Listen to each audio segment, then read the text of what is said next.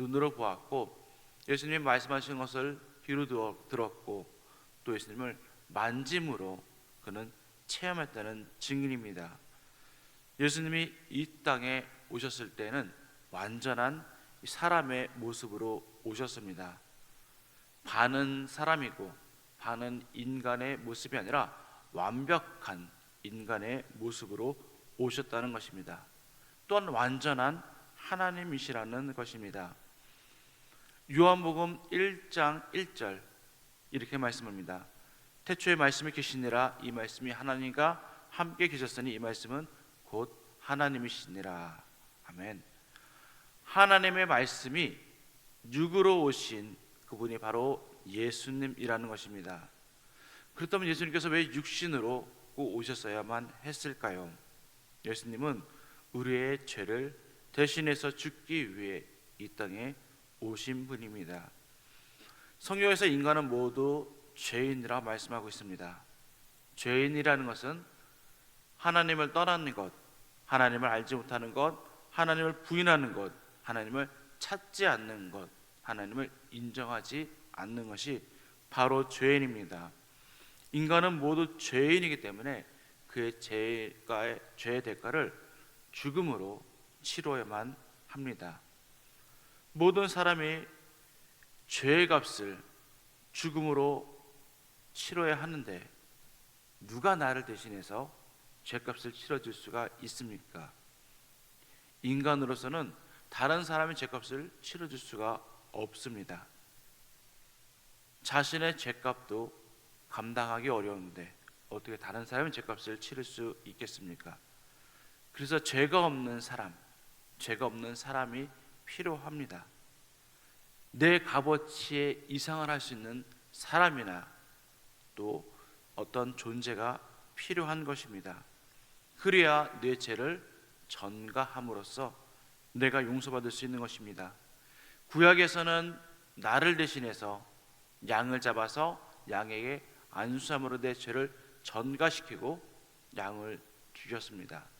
그리고 하나님께 태워 올려드렸습니다. 양은 내 죄를 용서할 수 있는 그 기간이 1년밖에 되지 않습니다. 매년 내가 제사를 통해서 하나님께 나의 죄를 용서를 구해야 합니다. 그런데 인간 나의 죄값을 대신할 수 있는 인간 사람으로 오신 분은 분명히 나의 모든 죄를 다 한 번에 용서할 수 있는 것입니다. 그렇기에 하나님께서는 자신의 아들 예수님을 육신의 모습으로 이 땅에 보내주셨습니다. 예수님만이 우리의 모든 죄값을 다 치를 수 있는 분이신 것입니다.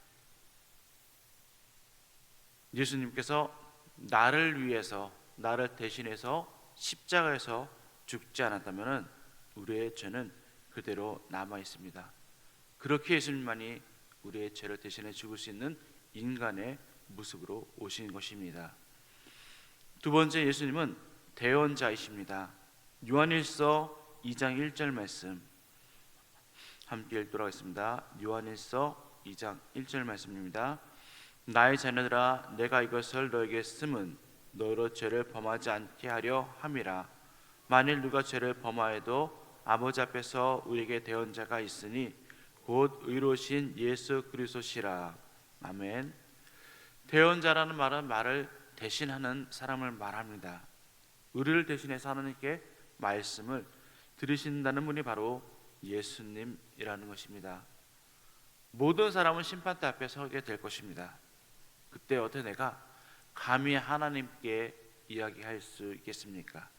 그때 예수님께서 우리를 위해서 대신 말씀해 주신다는 것입니다. 무엇을 말씀해 주실까요? 바로 예수님의 그 대속의 은혜로 나의 모든 죄가 사해졌다는 것을 대신 말씀해 주시는 것입니다. 요한일서 2장 2절 말씀에 그는 우리 죄를 위한 화목제물이니 우리만 위할 뿐 아니요 온 세상의 죄를 위함이심이라. 아멘. 예수님의 십자가 사건만이 우리를 구원시켜 줄 수 있는 그런 사건입니다. 하나님과 우리를 화목하게 하기 위해서 예수님께서 그 희생 제물로서 십자가에서 죽으셨습니다.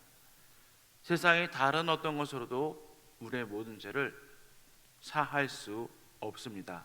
깨끗하게 할 수 없습니다.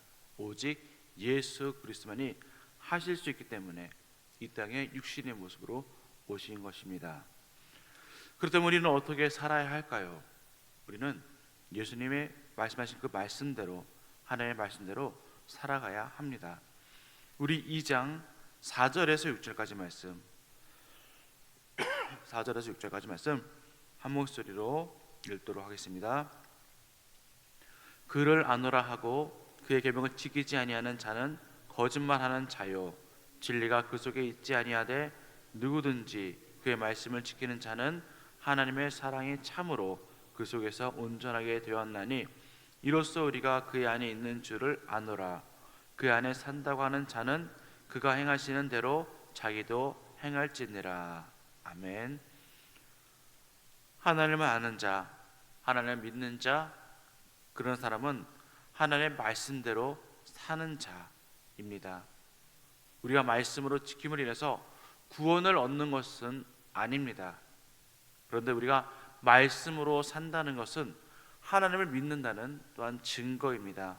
말씀대로 살 때에 하나님의 사랑이 우리 안에 온전하게 나타나게 되는 것입니다.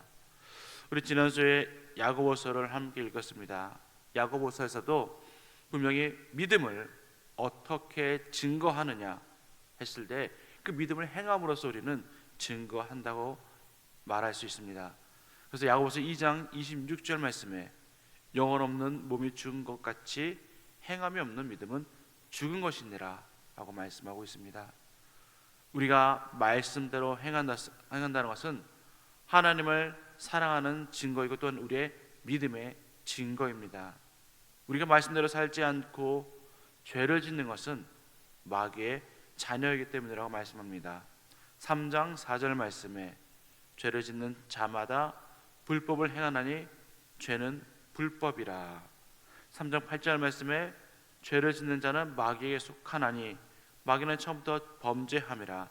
하나님의 아들이 나타나신 것은 마귀의 일을 멸하려 하심이라. 우리가 죄를 짓지 않음으로써 하나님의 자녀가 증명되는 것입니다. 그렇다면 우리가 어떻게 하나님의 말씀을 지켜나갈 수가 있을까요? 3장 10절 말씀입니다. 함께 읽어보도록 하겠습니다. 3장 10절입니다. 이러므로 하나님의 자녀들과 마귀의 자녀들이 드러나나니 무릇 의를 행하지 아니하는 자나 또는 그 형제를 사랑하지 아니하는 자는 하나님께 속하지 아니하니라. 18절 말씀도 함께 읽겠습니다. 자녀들아 우리가 말과 혀로만 사랑하지 말고 행함과 진실함으로 하자. 그렇습니다. 우리가 형제를 사랑하는 것이 하나님의 말씀을 지키는 것이고 하나님 속에 있다는 것입니다. 하나님이 우리에게 주신 계명을 압축하자면은 첫 번째는 하나님을 사랑하는 것이고 둘째는 이웃을 사랑하는 것입니다. 우리가 이웃을 사랑할 때 하나님의 자녀임을 우리는 나타낼 수가 있습니다. 오늘 하루도 살아갈 때에 우리는 또 수많은 사람들을 만나게 될 것입니다. 또 직장에서, 사업장에서, 또 길을 가다 만나는 사람들도 있고 많은 사람들을 만날 것입니다. 근데 그 사람들에게도 우리는 하나님의 사랑으로서 그들을 대해야 할 것입니다. 물론 내 힘으로는 그들을 사랑할 수가 없습니다. 내가 사랑한 사람들만 만나지 못하기 때문입니다. 내가 미워하는 사람, 내가 싫어하는 사람 또 오늘 하루 만날 수 있습니다. 그러나 그들 또한 하나님의 사랑으로서 내가 그들에게 대할 때에 그들도 살아계신 하나님을 알게 될 것입니다. 왜냐하면 이 세상 사람들은 내가 좋아하는 사람들을 사랑하고 내가 미워하는 사람들을 미워하기 때문입니다. 그러나 우리가 하나님의 사랑으로서 내가 미워하는 사람, 내가 좋아하지 않는 사람까지 내가 사랑한다면은 그들은 분명히 하나님을 알게 될 것입니다. 세상과 다른 우리의 삶으로 또 하나님께 영광을 올려드리고 또 세상과 구별된 삶을 살아가는 저와 여러분 되기를 간절히 소망합니다. 기도하겠습니다. 할렐루야. 참 좋으신 하나님 아버지 감사합니다. 하나님